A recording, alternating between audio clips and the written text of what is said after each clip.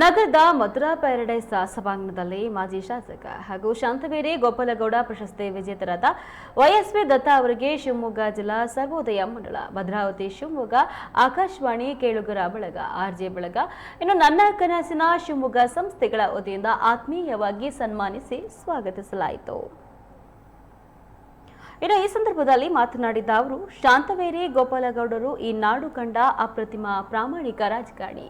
ಕಡು ಬಡತನದಿಂದ ಸಾಲ ಸುಲ ಮಾಡಿ ತನ್ನ ಪ್ರಾಮಾಣಿಕ ರಾಜಕಾರಣದಿಂದ ಕಡು ಬಡವರ ಸೇವೆ ಮಾಡಿದವರು. ಕಾಗೋಡು ಸತ್ಯಾಗ್ರಹದ ಹೋರಾಟದ ಮೂಲಕ ಪ್ರಸಿದ್ಧರಾಗಿ ಡಾಕ್ಟರ್ ರಾಮ ಮನಮೋಹರ ಲೋಹಿಯವರ ಸಮಾಜವಾದಿ ಸಿದ್ಧಾಂತವನ್ನು ಅಪ್ಪಿಕೊಂಡು ಶಿವಮೊಗ್ಗ ಜಿಲ್ಲೆಯನ್ನ ಸಮಾಜವಾದದ ತೊಟ್ಟಿಲನ್ನಾಗಿ ರೂಪಿಸಿದರು. ಇನ್ನು ಶಾಂತವೇರಿ ಗೋಪಾಲಗೌಡರು ವಿಧಾನಸಭೆಯಲ್ಲಿ ಮಾತನಾಡಲು ನಿಂತರೆ ಇಡೀ ವಿಧಾನಸಭೆ ನಡುತ್ತಾ ಇತ್ತಂತೆ.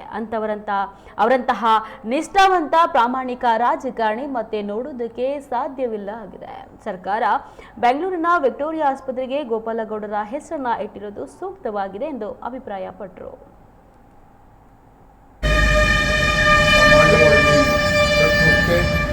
ಕರುನಿಷ್ಠರಾಗಿ ಬಡತನದಲ್ಲಿ ಸಾಲ ಸೂಲ ಮಾಡಿಕೊಂಡು ಜನರ ಮಧ್ಯೆ ಸಂಘಟನೆ ಮಾಡಿಕೊಂಡು ಜನಪರವಾಗಿ ಬಂದು ಕಾಗೋಡು ಸತ್ಯಾಗ್ರಹದಲ್ಲಿ ಸಕ್ರಿಯವಾದಂಥ ಭಾಗವಹಿಸುವಿಕೆ ಮಾಡಿ ಆಮೇಲೆ ರಾಮಮನೋಹರ್ ಲೋಹಿಯಾರವರ ಸಮಾಜವಾದದ ಸಿದ್ಧಾಂತಕ್ಕೆ ಬದ್ಧರಾಗಿ ಅದರಲ್ಲೂ ವಿಶೇಷವಾಗಿ ಶಿವಮೊಗ್ಗ ಜಿಲ್ಲೆಯನ್ನು ಸಮಾಜವಾದಿಗಳ ತೊಟ್ಟಿಲನ್ನಾಗಿ ಪರಿವರ್ತಿಸಿದಂಥ ಮಹಾಪುರುಷರು.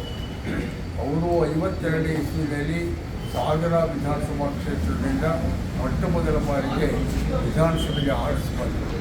52ರಿಂದ 57ರವರೆಗೆ ಅವರು ವಿಧಾನಸೌಧದಲ್ಲಿ ನಿಂತುಕೊಂಡ್ರೆ ಸಾಕು ಸರ್ಕಾರ ಗಡಗಡ ನಡುಗುವಂಥ ವಾಕ್ಚಾತುರ್ಯ.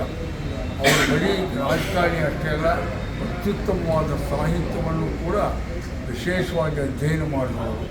ಕುಮಾರವ್ಯಾಸ, ಮಂಕುತಿಮ್ಮನ ಕಗ್ಗ, ಕುಮಾರವ್ಯಾಸನ ಭಾರತ, ಮಂಕುತಿಮ್ಮನ ಕಗ್ಗ, ಕುವೆಂಪು, ಲಂಕೇಶು, ತೇಜಸ್ವಿ, ಹೀಗೆ ಎಲ್ಲರ ಬರಹಗಳನ್ನು ಓದ್ಕೊಂಡಿದ್ದಂಥ ಪುಣ್ಯಾತ್ಮರು. ಅವರು 57ರ ಸೋತರು ಮತ್ತು 62-67ರಲ್ಲಿ ತೀರ್ಥಹಳ್ಳಿಯಿಂದ ಗೆದ್ದರು. ಇವತ್ತು ಗೋಪಾಲಗೌಡರು ನಾವು ಯಾಕೆ ಸ್ಮರಣೆ ಮಾಡ್ಕೋತೀವಪ್ಪ ಅಂದರೆ ಕೊನೆಯವರೆಗೂ ತಮ್ಮ ಸರಳವಾದಂಥ ಬದುಕು. ಗೋಪಾಲಗೌಡರು ತಮ್ಮ 49ನೇ ವಯಸ್ಸಿಗೆ